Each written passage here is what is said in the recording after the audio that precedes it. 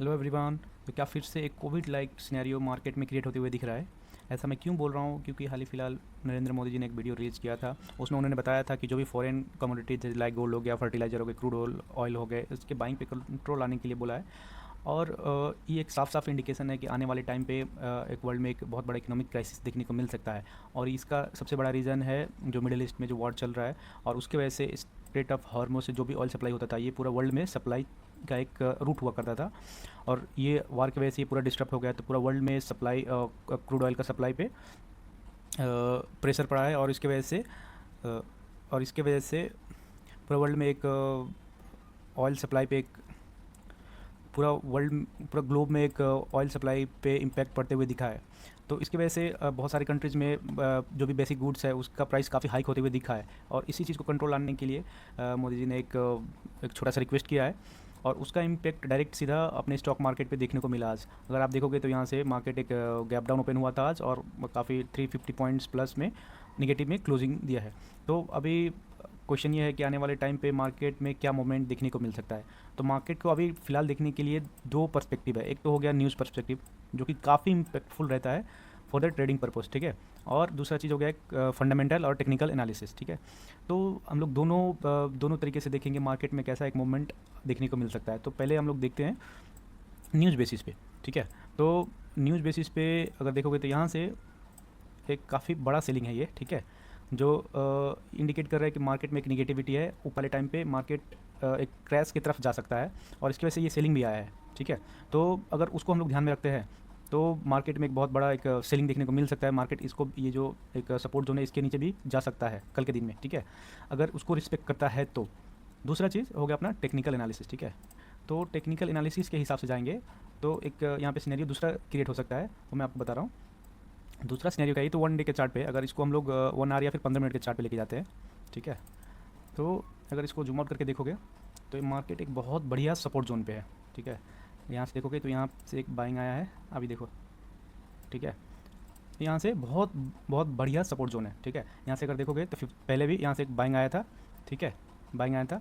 फिर इस पॉइंट पे दोबारा से टैप किया, फिर एक बहुत बड़ा बाइंग आया था, ठीक है। फिर इसके ऊपर से ही बाइंग देखने को मिला था, और दोबारा से मार्केट इसी जोन में क्लोजिंग दिया, और देखोगे एक छोटा सा ग्रीन कैंडल भी बनाया है। तो अगर हम लोग टेक्निकली देखें, टेक्निकल पॉइंट ऑफ व्यू से देखें, तो मार्केट में एक यहाँ से बाइंग एक्सपेक्ट कर सकते हैं, ठीक है, ऐसे बाइंग एक्सपेक्ट कर सकते हैं।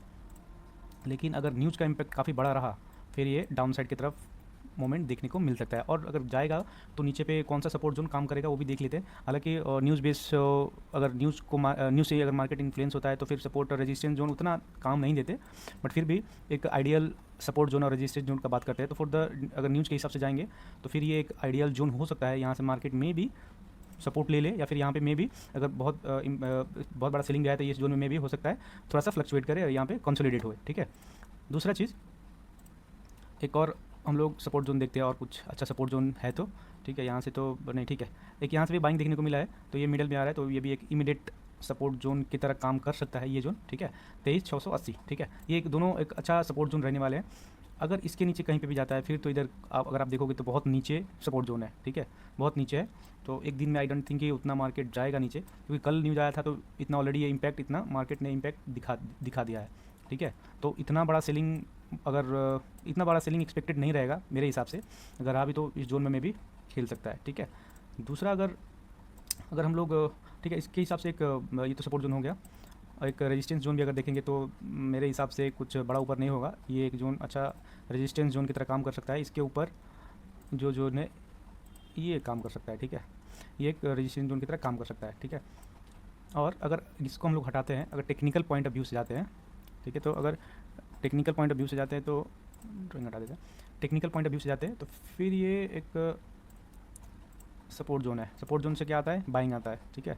तो मे भी हो सकता है कि अगर लिक्विडिटी ग्रैब करना हो तो इसके नीचे कहीं पे जाके फिर से एक इम्पल्सिव बाइंग देखने को मिल सकता है, ठीक है। तो अगर बाइंग आता है तो बाइंग भी बहुत बड़ा बाइंग एक्सपेक्टेड नहीं रहेगा, क्योंकि ठीक है यहाँ से बाइंग देखने को मिला है, नो डाउट, बट मार्केट में ऑलरेडी सेंटीमेंट निगेटिव की तरफ है। तो अगर बाइंग भी आता है ना तो बहुत एकदम इतना 200 300 400 पॉइंट का गैप अप ओपन देखने को नहीं मिलेगा। अगर बाइंग भी आता है तो एक लिमिट में ही आएगा, क्योंकि ओवरऑल सेंटीमेंट निगेटिव है, ठीक है। तो यहाँ पे अगर बाइंग भी आता है तो हम लोग को कौन सा जोन इंपॉर्टेंट रहेगा for the resistance point of view, तो ये वाला है 23,988, इसको आप राउंड अप करके ले लो 24,000, ठीक है।